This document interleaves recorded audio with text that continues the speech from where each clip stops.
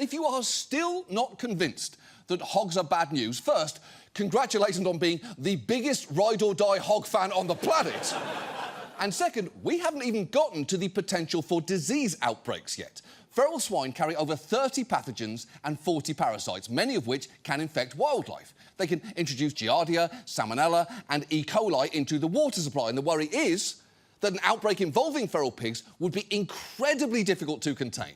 But even the diseases that don't threaten humans directly can still carry other risks. For instance, pseudo-rabies isn't a threat to people, but it is usually fatal to other animals. Then there is African swine fever, which thankfully hasn't shown up in America yet, but given our growing feral hog population, it could only be a matter of time. One expert warned, if an animal disease like African swine fever or hoof and mouth gets into these animals, it will be almost impossible to stop.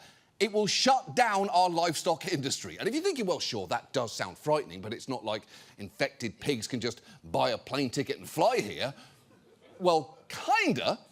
Well, some pork problems at Hartsfield-Jackson. Airport officials discover a cooked pig in checked luggage. Officials say Canine Hardy, a member of the airport's Beagle Brigade, alerted them to the baggage of a traveler from Ecuador. And inside, specialists discovered this, a nearly 2-pound roasted pig head. Look, there have been some happy moments in my life, the birth of my children, my wedding, yada, yada, yada. But I don't think I've ever experienced a joy as pure as that beagle who just found 2 pounds of roasted pig face.